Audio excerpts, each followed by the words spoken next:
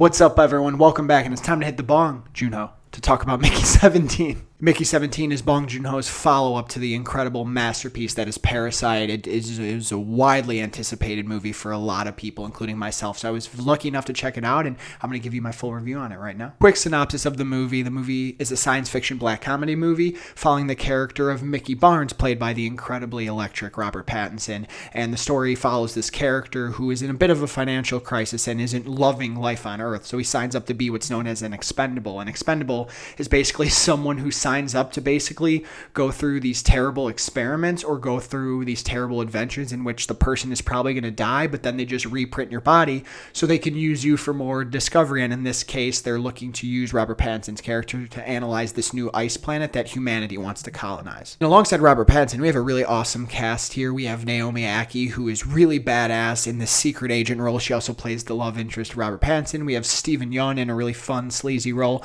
And then we have Mark Ruffalo and Toni Collette, who play the leaders, these really corrupt, dirty politicians who are looking to take control of this new planet and kind of create a new vision of humanity. These really extreme, larger-than-life, sinister politicians who are literally looking to leave Earth and see out their vision somewhere else. I'm just going to say this up front. I absolutely loved this movie. This movie was incredible. It's easily the best movie I've seen this year. I haven't seen too many new releases in 2025, but I think it's going to be hard for something to top this, at least in the near future, because there's just something about his films that I love. And if we look at his last three films, and if you've seen his last three films, Snowpiercer, Okja, and Parasite, it does feel like this movie is a culmination of the things that he really does stylistically and thematically that make his story so important. And I think if you liked one of or all three of those movies, I think this movie is really going to do it for you. I mean, it is a hysterical dark comedy. I mean, the comedy in here hits really, really hard. I was laughing out loud several times throughout the entirety of the film. So were the people next to me. So were people in my theater. It's really weird sci-fi stuff too. There's these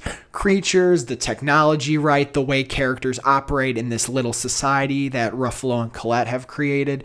And then it is very scarily timely, in my opinion, the things it says from a political standpoint, from a societal standpoint, right? The themes that this movie is unpacking, there's so much in here. There's so many layers in this movie. We're dealing with, you know, the idea of like the church and Christian leaders kind of taking hold of politics. There's the idea of colonization and immigration, right? There's the value of human life based on these expendable characters, right? Giving these other versions of us that seem like throwaway or seem useless actually have souls and something to them. And this really becomes a factor when, this isn't a spoiler, it's a trailer, but Robert Pattinson's character does have to come face to face and deal with another version of himself that kind of makes it out of there, Mickey 17 and 18. So there's just so much to unpack. In addition to that value of the human life, there's the value of life in general, and this idea of like when humans go to this new planet, they are actually the aliens, not the quote unquote aliens that live on this planet. That is their native planet. And there's something very beautiful that happens with those creatures in Robert Pattinson's character. I won't give it away for you here, but in everything I just said, there also becomes a really deep emotional force that pulls you through this movie as well. I have to shout out Robert Pattinson here. I think he is one of the best actors of his generation. I always call him one of the most fascinating actors out there because of not only the roles that he takes, but what he does with them.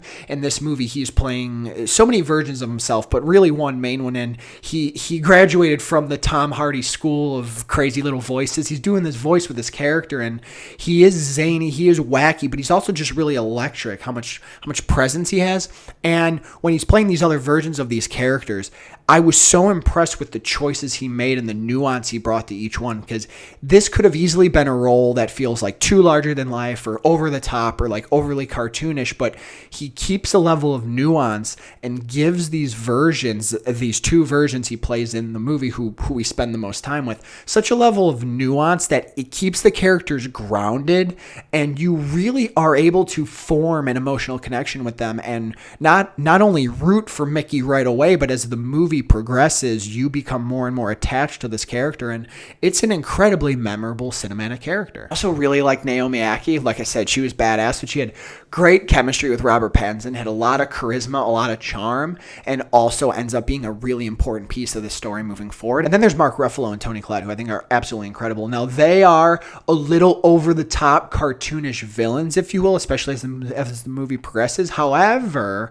I don't necessarily think it's a bad thing. I think it really works for for what Bong Joon-ho is trying to present here. Sometimes when you make certain characters really exaggerated, it makes theme hit really hard. And with these two characters and what they're trying to do, and as the story progresses, they really bite hard with the political and societal things that they're trying to comment on in terms of this crazy politician who's losing elections, right, and wants to foster a new planet for his own vision. His wife, obsessed with her own creations, doesn't really care who she has to hurt or kill to get it done. The way they manipulate people, the way they try to control the society, brainwash them cult-like, bring in a religious aspect to it. It is so creepy under the surface, right? Because on the surface, they're hysterical, they're weird, they're like, look at these characters. But then when you listen to them and see what they're doing and think about them more deeply as this narrative unfolds, they are so utterly terrifying. That's something I've always loved about Bong Joon-ho's movies, is they really put a mirror on society. And I think this movie,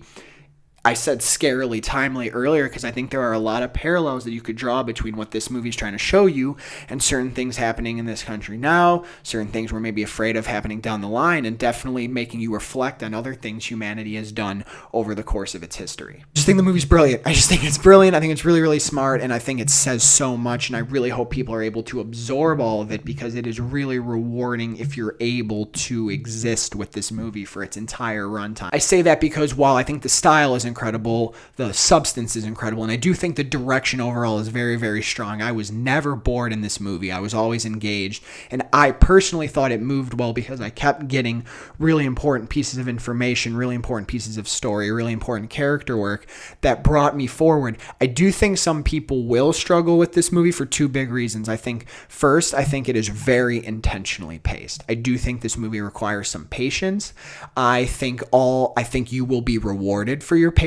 I really do by the end of it, but I could definitely see people saying that this movie is really, really slow. I could see people coming out of here saying, oh, I'm not quite sure what happened, because a lot of context you're getting, a lot of the meat you're getting is done very subtly. And I think the other thing is the movie is just a little weird. Robert Pattinson is doing this really weird voice. A lot of the characters are weird. It's sci-fi. It's out there sci-fi. So I know that, you know, your mileage, people's mileage varies on that type of stuff all the time. So, but those are really the only two things I could look at and say I'm not quite sure people will fully get down with. I mean, maybe some of the political and societal stuff. I mean, not to get political here, but I guess depending where you fall and the way you view certain things, I mean, of course, that might impact the way you digest some of the stuff in this movie. But there's not much I could look at and complain about personally. I think you should see it and judge for yourself. You may not love it the way I did, but while I loved Bong Joon-ho's Mickey 17, and I'm giving it a very, very strong 9 out of 10. And as always, I want to know what you think of Mickey 17. I want you to tell me in the comments, did you like it? Do you agree with me? Did you dislike it? Do you disagree with me? Maybe somewhere in between. All of it's great to me. Thank you so much for supporting the channel. Make sure to like, subscribe, follow me on Twitter, TikTok, all the other places I make content, and I cannot wait to hang out with you all again very, very soon.